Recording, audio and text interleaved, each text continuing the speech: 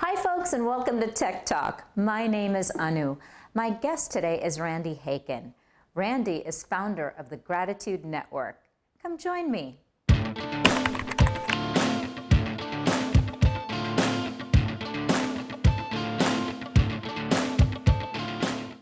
Hi Randy, and welcome to the show.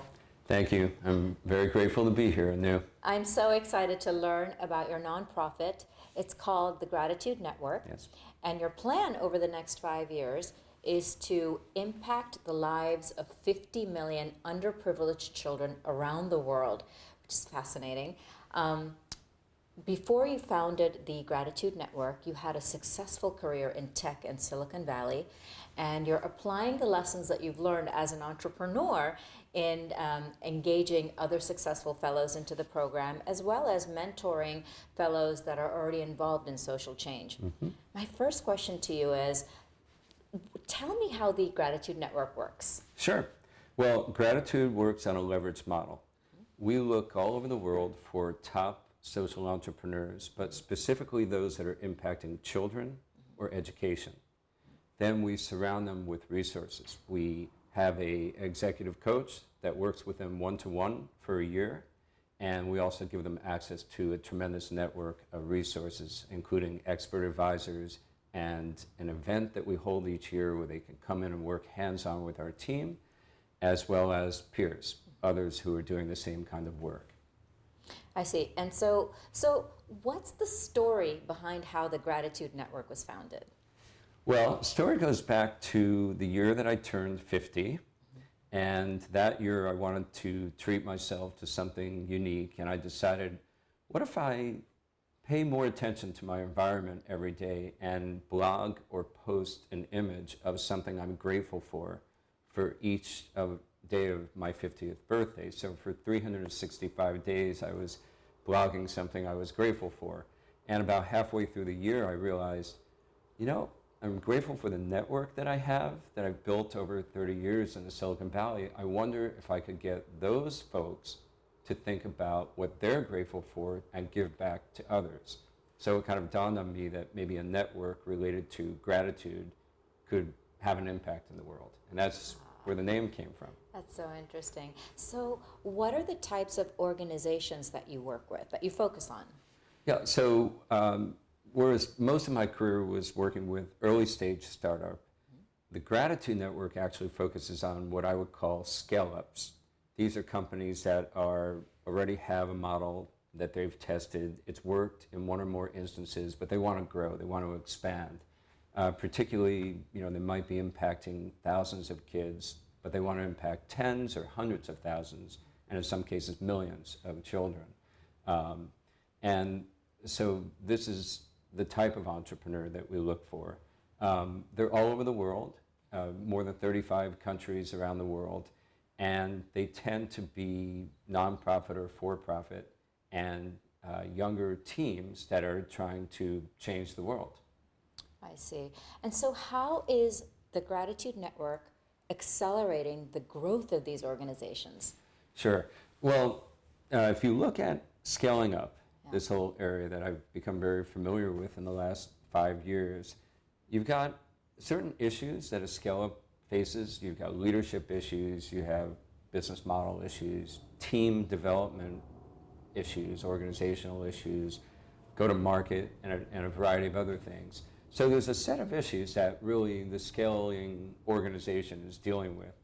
We provide an executive coach who works one-to-one with the leader of each of the social impact organizations. And that executive coach is on a month-to-month basis finding out how they can remove roadblocks for the organization. If they come upon something that is not their domain, maybe beyond leadership development, let's say, we then have 50 expert advisors that they can borrow expertise from. And so they'll make the introduction to 2 or 3 experts during the course of the year.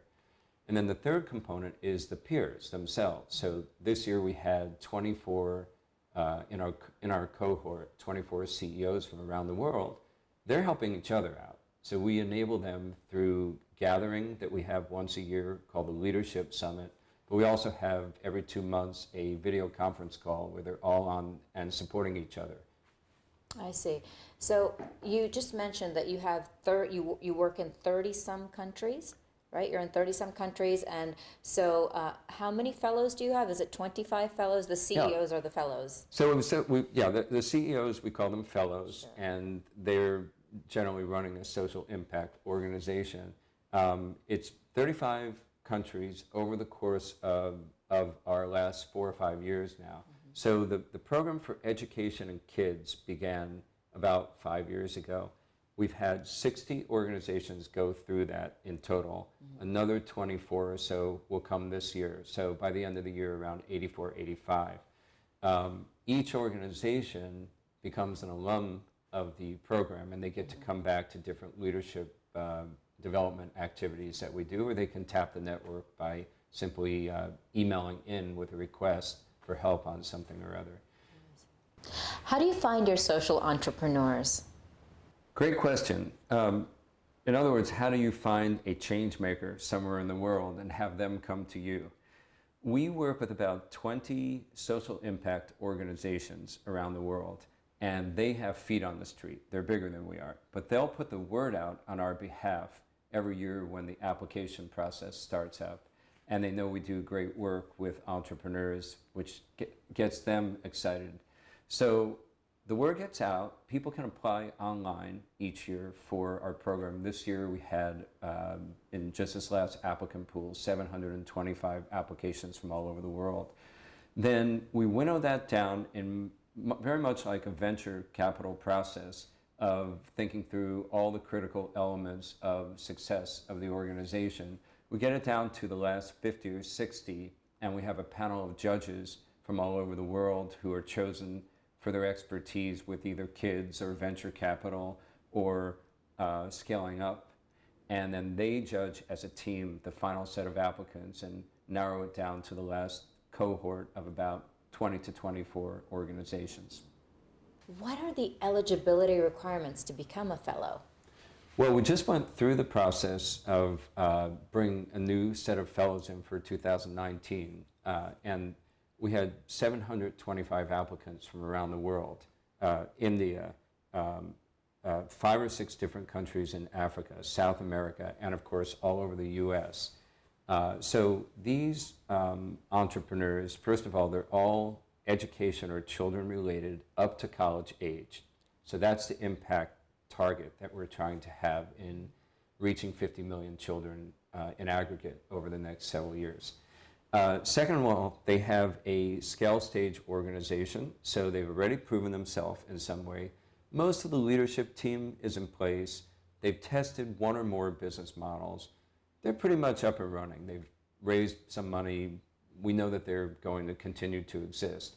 And an interesting fact is we've yet to lose, of the 60 we've worked with, I think 1 maybe now has, and they converted into a different company. But because we're working with a later stage, unlike the early stage companies that I used to work with, they tend to stick around for quite a while. So we're really helping them accelerate beyond that so that they're become a legacy organization. What are the child-related areas that you're working in, and are they related to tech? We work in 3 areas. The first, of course, is education and learning. The second is wellness and health. And then the third is human rights.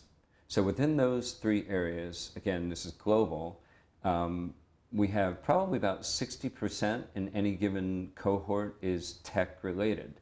A great example of a tech firm would be Zaya.org. Zaya was started by Neil D'Souza, an American citizen, but of Indian descent. He then moved to India, started the firm in Mumbai. It was a learning system, learning management system for grade schools. Initially was after school programs, beautiful system, and when educators started to see it, they asked him, can you build curriculum? And so he came up with what he called education in a box, essentially a technology platform. Then moved to 4 or 5 other cities within India, and today there's probably 50 to 100,000 students utilizing the application in the school systems. He's getting requests from Africa and the US for the system as well. So he's in a high growth mode now, scaling up his tech organization. How is it? Walk me through the process of how you mentor and coach a fellow. Sure. Well, we fell into this two-tier approach, and it's very interesting. A lot of leaders have personal development issues that they're going through, and then they have team issues, and then they have operational issues. So those three things: leadership, team, operations. And depending on who the leader is, a little more work on one or the other. So the executive coaches that we have developed a relationship with, they're all over the country. Most of them are very experienced as executive coaches. They begin to work month to month with each of these CEOs that we're supporting. And they'll dig into either leadership, team, and when they come to operational issues, they call upon expert advisors. We've got 50 or so expert advisors. Plan is to double that this year. And they cover sales, marketing, business model, all kinds of areas within the business. Legal would be another one that people often request. And so the coach can then call upon help from the expert advisors. We actually have someone on the team that does the matching. So his responsibility is for the expert advisors and figuring out what company, what organization needs what expertise. We also have a leadership summit that happens halfway through the program. They all come into the Bay Area from around the world, and that's when they often meet their coach for the first time, because a lot of the coaching takes place on video conference. And we have them go through workshops. They get some private time to develop what their needs are firsthand with people right here in the Silicon Valley. So that's also a big boost. And then finally, every 2 months, our team leads a peer call for these folks. So they are helping each other. And we'll generally have what we call opportunity processing session. So someone will put an opportunity or a challenge on the table, and everyone else gets to pitch in and help. So when you have 23 CEOs supporting each other, you get a great mix, a real diversity of problem-solving skills, which is terrific. Absolutely. Yeah. Plus, they're all children-focused, so they can relate to one another quite well. Yeah. So again, prior to founding the Gratitude Network, you had a very successful career in tech in Silicon Valley. Tell me about what it is that you did. Sure. Well, Apple was my draw that brought me out here. I always wanted to work for Apple. And where did you come from? So I grew up in New Jersey. I went to Brown undergrad, Harvard MBA, and left with my MBA, came out here, started working with Apple, immediately realized I need field sales experience. I really want to get to know the customer, and which is always a good thing in the business environment.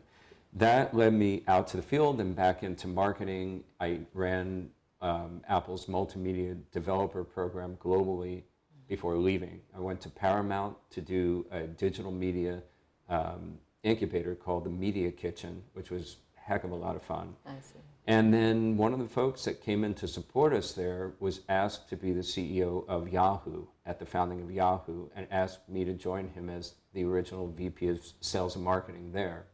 So I enjoyed that ride, learned a lot about the venture world, and a few startups later, of being at an executive level, I created a venture firm called Outlook Ventures. Did that for 15 years, said, okay, I think it's time to give back.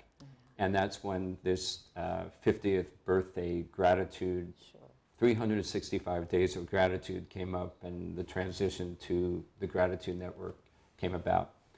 Also, I should mention, at the same time that I formed Gratitude, my wife and I love food and wine, and we started a winery called Entrepreneur.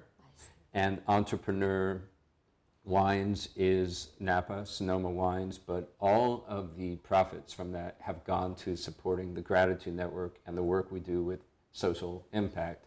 So from the very start, really Entrepreneur Wines supported the Gratitude Network, and just the two of them working as sister organizations. That's really interesting.